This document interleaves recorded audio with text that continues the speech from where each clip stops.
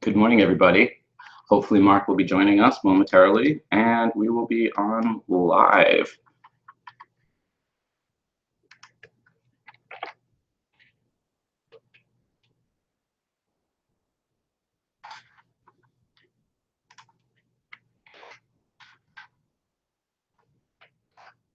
Sending some links out, getting Mark online.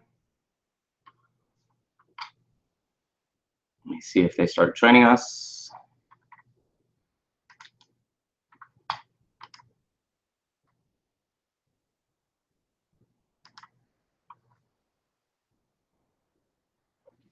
What is going on? Oh, I hate this job. I don't see it live, Mark.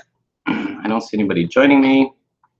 Well, we'll see, everybody, if this is actually working. 300 viewers, so we got viewers. Oh, I hate this job. Give it a minute here. Where is everybody? That's Mark. Hello, hello. Oh, I had my volume down. It's not easy being Did Mark. you? It's not easy being Mark, is all I'm gonna say. I don't want you. My son just called me as well and told me he's sick at ski school and I have to go pick him up now. Really? So I just drove all the way up here to basically dress out. I'm so sorry, bro. Good morning. Hey, It happens. It happens. Good morning and hello from Jamaica there, Bubble Man. Hope things are going well there. I wish I was still in Jamaica. I'm actually in Whistler now, surrounded by snow and trees and mountains, but everything went wonderful in Jamaica. Hey, Todd, make sure you click on the box, and it's if you click twice and there's no white frame, it'll change every time someone talks, for you at least, where you're recording. Welcome, Johnny B. Okay. Wow, quite the opposite then from the warmth and humidity in the mountains of Jamaica going straight to the ice and frigid, eh? Oh, absolutely. I was looking forward to getting up on the mountains today, but my son is sick, and it sounds like I'm going to have to go pick him up in a few minutes and get back for Hash Church. Well, hope he feels better and feels well. I don't see the live stream on YouTube. Yeah, it's on YouTube. The live stream is streaming, and there's a chat there. We got the whole... Yeah, I got it. Oh, that's interesting. Because I'm on my other account, I can't chat in the chat room. It says create a channel to join the chat. Oy, oy, oy. Thank for Bubble Man in the chat room, I guess, while I'm under the account. I love it. I love it. Well, you know, this is the difference between high-end production and doing something you love for fun. So hope everybody can be, get a little high and be cool. Yeah, it still doesn't show up on now it's the old I can't get in. It says error. So you may have to send out the links to the people, Todd, because the link that I sent at least isn't working for Mr. Skunkman Sam. And because I just sent it to Sam. Let me see if that works. Chat, and I can't send links. Although Etienne got in on my link, so that's interesting. Welcome, Dr. Skeldon. Yeah, Johnny's also not getting cool. Okay, so here, let me throw it into the.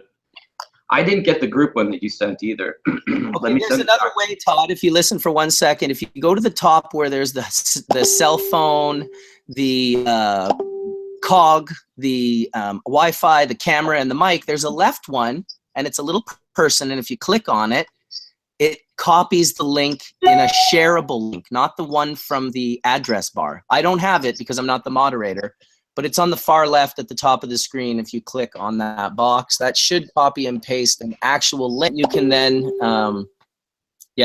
as it's not working, so. You got it. I just got you the new one. I'm not going to lie. Hash Church is definitely getting close to the point where I'm going to give up on it. I'm not lying. Do you have the new link? I'm sending it out to everyone the same as you just did. Whoa, hopefully, little faith. Hey, there he is. I'm back. It's not faith.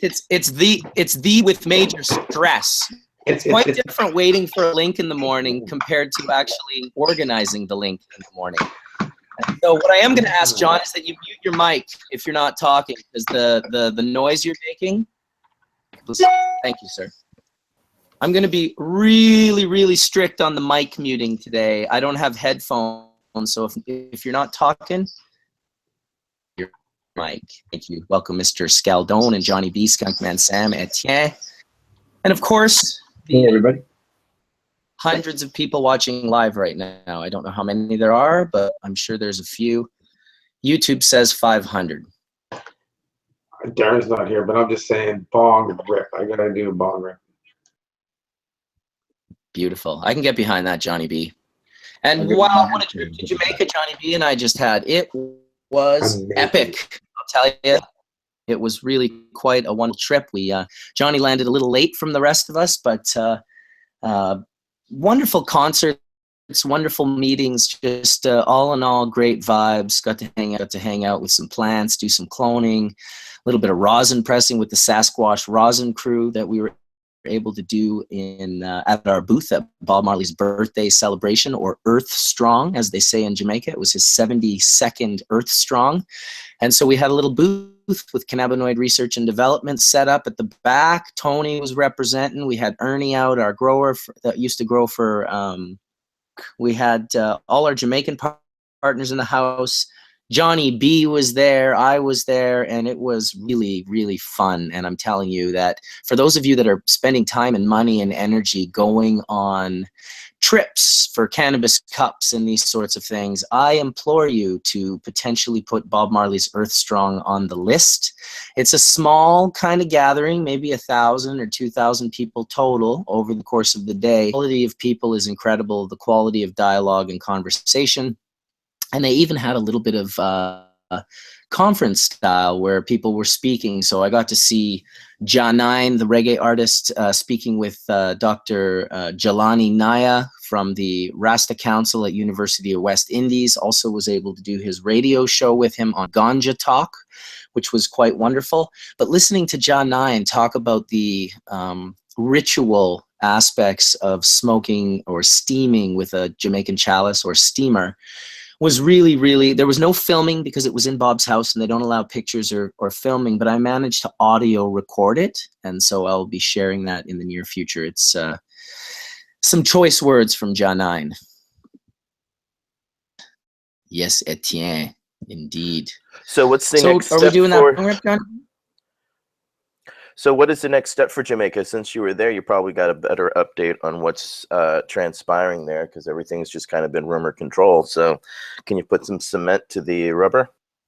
Well, we did have the Prime Minister come up to our booth at the Bob Marley Earth Strong celebration, which was wonderful. Shout out to Rome.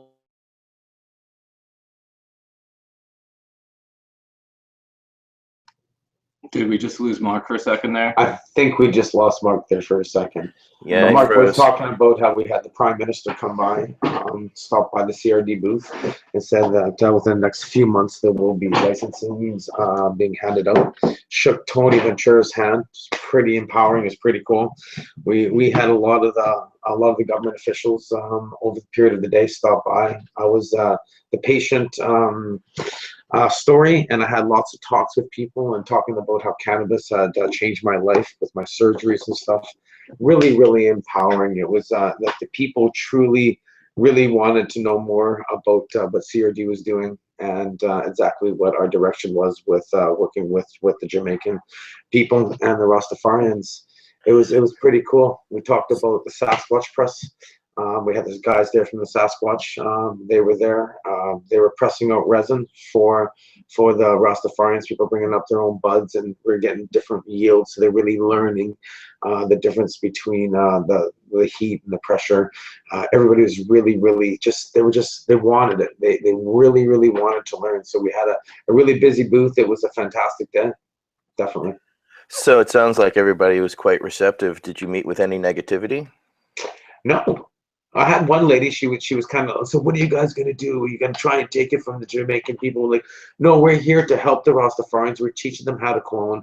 We want to work with the farmers. We want to get back at, we want to give, like Mark said, we want to breed the lion back into Jamaica and give that to the farmers so they don't have powdery mildew, bug infested weeds, stuff like that.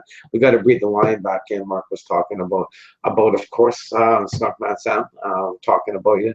And there was lots of talks about exactly what we're going to do once we get a license in Jamaica, and bring it back to the people, allow the farmers to grow, because that's what we're looking at, outdoor grown resin, not growing it indoors. We want the sun to grow our resin.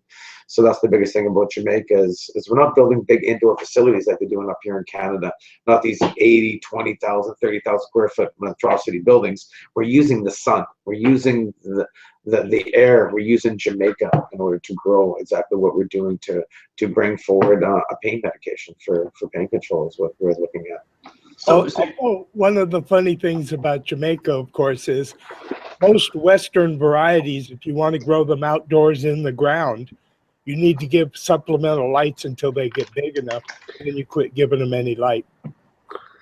And that's what we have going on out there. They were stringing just little LED lights across the fields and leaving them on, so we're getting 18 hours of light. And you could just see the difference between the last crops that I was looking at a couple of years ago that were just single cola, like just single colas. And now we got, if you saw the videos that Mark was putting up when we did Facebook Live there the other day, you can see the difference in what we're doing. We got great big bushes, like bushes that are growing there, and it was great to see to get to see that in Jamaica for the first time, and I put a huge smile on my face. We don't have these just single plants, just one coal plants that are growing. One of the advantages with Jamaica, of course, is that you can quite literally turn off the lights anytime the plants are big enough, and they'll flower instantly. You can see that they move some of them outside to the other side. You can see how they completely change within 10 feet. Right. But, up until the early 70s, everything growing in Jamaica was equatorial or tropical. It wasn't until the hippies discovered, what we call Afghan or what we call indica, the, broadleaf drug variety that flowered fast and then started spreading it everywhere. Even Maui, when I first went to Maui in the 90s and saw some of the people trying to grow complex hybrids in a tropical area and it would just bud up and mold in the middle, I thought, Jesus, you just got the wrong strains. And I've heard Rob Clark complain many times that Jamaica lost, the Hayes' equatorial varieties some years ago when people were trying to improve with the new hybrids, but it didn't happen, Sam, could you talk about that a little? Well, it did change Jamaican growing, because what the problem with Jamaican growing was they used to be able to have basically two seasons, the long season and the short season. The long season, they planted in the spring and harvest in the late fall or early winter. And they planted in the early winter and harvested in the early spring before the hours increased again for the short crop. But the problem with all of these was that you can't do that with wide leaf. You can only do that with narrow leaf. Narrow leaf, so most of those will get big enough. They ignore photoperiod at first. And that's exactly what, with the importation of the wide leaf, they got plants which flowered constantly as soon as you put them in the ground, which at first the Jamaicans really liked it, because think about it. You're a Jamaican farmer. You put your plants in the ground early in the spring. You can't harvest them till November, December, which means they're there for thieves. They're there for the police. They're there for a lot of problems. Where you put something like an indica sativa hybrid or wide leaf, narrow leaf hybrid, and what you have is a plant which is done in 3 or 4 months, and wham, bam, you're out of there. So you could pull a couple crops and spread your risk. When did that change? I was going to ask. When did this influx of hybrids get there? It started showing up in America in the 70s, and by the end of the 70s, they already had a little bit there, and by the 80s, probably 100 different groups or individuals had taken wide leaf or wide leaf hybrid seeds to Jamaica. Not only Jamaica, but to Mexico, to Morocco. I mean, it's in the 80s and 90s and 2000. It's everywhere now. It's hard to find a traditional area with land races that have not been affected by other Western genes.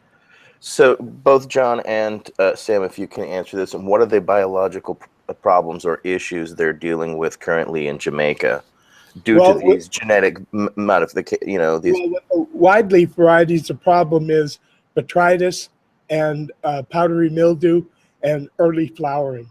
So yeah, that is the problem. And why is early flowering an issue?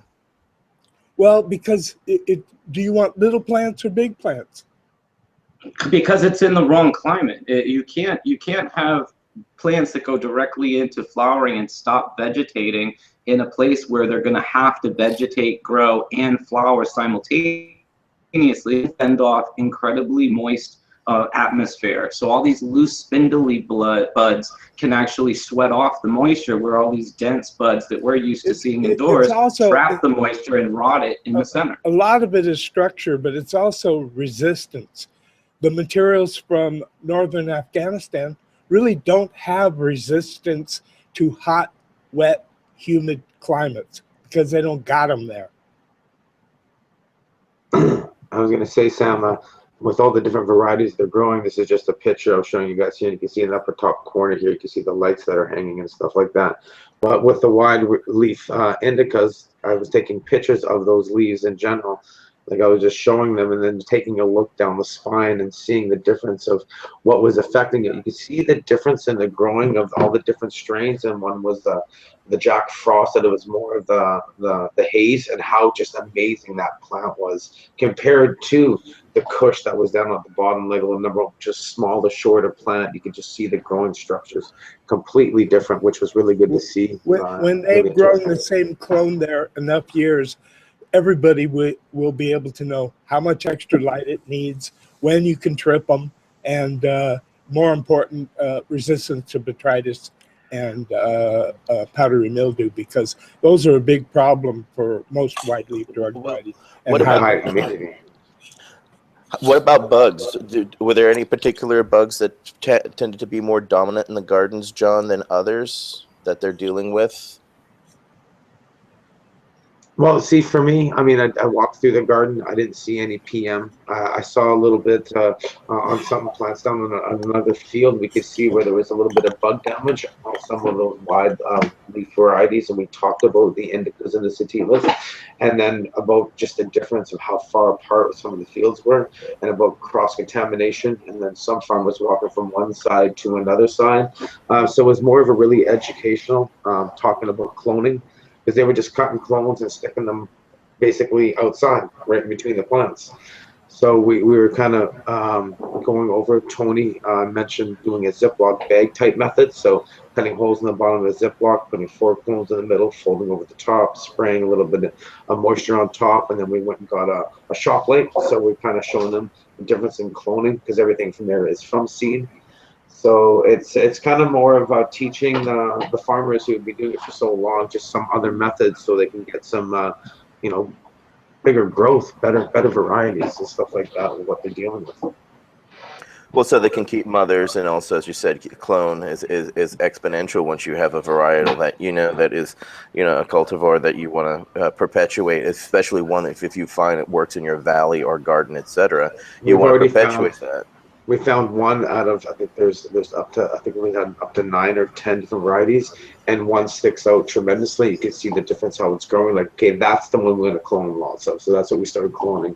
And it has more of the haze variety in it. You can see just how dominant it was, how much more vigorous it was growing, and just the overall plant health of that one particular variety out of all the ones we have is the one that we're going to be sectioning it out and say that's the one that's doing the best here right now.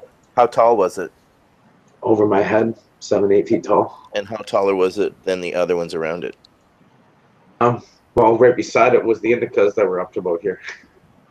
The only bad thing about it, John, was its name was Blue Dream. don't think it was Blue Dream. I think it was the Jack Frost or something. But and that was something that's one of those terpene ones that we really liked from Blue River. It was that particular terpene. That's the strain that's doing the best out there. So it'd be really good to be able to extract the terpenes from those plants and to see the difference between it being grown indoors in California, being outdoors in Jamaica, and taking the different variety, taking a look at I'd say more of the profile and see the difference between the two strains being grown in two different conditions. I'm kind of interested in that and to see the difference of what outdoor Jamaica can do compared to indoor California. There's going to be some beautiful stuff coming out of the tropics when they're growing the stuff that grows well in the tropics. Yes, but some of these strains that we're bringing in to try and grow there are typically not the strains that are going to be growing in Jamaica. I think it's more or less seeing what's there, and like Sam said, you got to stop bringing in the varieties that don't grow in Jamaica, and all they're doing is bringing in disease and bugs and other things to the island that we don't need there. So what then? What sort of fertilizers are they using out in the fields then, or what do they have access to for the most part? So this is really cool. I want to mention this to you, Sam. The pH water is about 8.5, if that's what they're dealing with.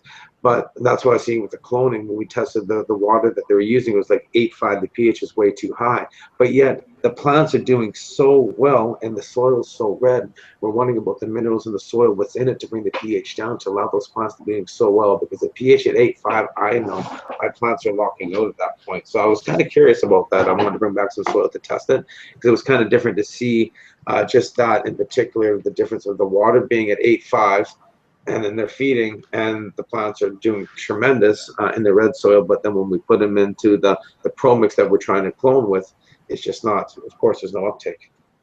There's got to be there's lots of things in the natural soil that can buffer that pH, right? It's called lime. Yeah, we've used it for decades. That's how you make soil. And another thing, right? And if you think about it, I mean, again, most of what coral reefs are and probably the underpinning of what's there is mostly lime, right? So the island is itself a natural pH buffer. Exactly. That's what I was trying to say. Is like naturally the soil in the ground is naturally pH'd, because the water pH was way too high. So that's something that we realized we had to start pHing the water specifically just for the clones. You can also change the pH of the water pretty easy in line in an irrigation tube. So it's not no big thing. Curious farmers may want to know, what is the pH you were trying to keep the clones at, John? Well, for me, it's always 6.3, 6 to 6.3. Yeah, 6 to 6.4, 5.8 to 6.4 works fine. Yeah, I'm a 6.3 guy. You know, that's kind of where I hit when I'm doing hydroponics. Then of course 5.5. So that's what works for me. I see what works in Jamaica, so we're trying to really be able to establish the the clones and getting proper. So right now it's like trying to find a humidity dome on the island. They just don't exist. What doesn't exist on the island? Humidity domes. My friend has 1,000 of them in Mo Bay. Well, how come we couldn't find them? Well, then you didn't mention this when we were sitting there. When I'm going to have to send some domes and trays. Who said okay, that? well, you make sure you ship those over to the facility, and I'll fly in. And I've already contacted my friend. The thing is he's not a delivery service, so it's a matter of getting someone to drive to Mo Bay and pick them up, and that will be the logistics. So I got to fly into Mo Bay next week to grab that to go to the facility. What's the size of those units, Marcus? Are they individual plants or are they big ones? Like we were talking about clone domes. Are you talking about plants? No, for clone domes, yes. Is it for individual clones or is it for groups of clones? I've never seen an individual clone dome. They're just for groups. It's like 50 and 100, I believe, are the size of the dome. Yeah, people even use things like plastic water bottles turned upside down. Okay. They say, yeah, 2-liter bottle. That makes sense. Yeah, it's definitely, there's a whole bunch of different logistics in Jamaica for growing that's just little things. And the fact that it's like John mentions, it becomes difficult to locate certain. Oh, Todd left the call. That's not a good sign considering he's running the entire thing right now. Well, we're still on. I finally got on my phone because my computer was absolutely not giving me any love. You could turn up your volume a little bit. You're a little sounding like you're in a hallway. Put some headphones on, Mark, with the cell phone, and it'll be a lot better if you can. So what type of, I know you guys brought the squisher to Sasquatch it, so what type of hash were you seeing besides the hash that you were making? Because I know since there's a lot more cannabis, you must be seeing a lot more hash. You know, we saw a lot more bud this time around. There was only a few people who brought hash that squished out, but we definitely saw a lot of flower. Everyone has flower in Jamaica. It's like a no-brainer. And I'll have to say, the bud that Kiddis I had was probably some of the nicest. It was about a 3 or 4 gram bud, and his just dripped. It's squished. He had full drips going right to the bottom. So that was really nice. It had also the people where the Sasquatch crew were staying had some really nice bud. It was like a pineapple skunk sort of flavor, and that squished really nice too. Tasted super nice. I mean, there's nice flavors in Jamaica. There's no doubt about it. I've made beautiful hash there in the past. It's just hard to find.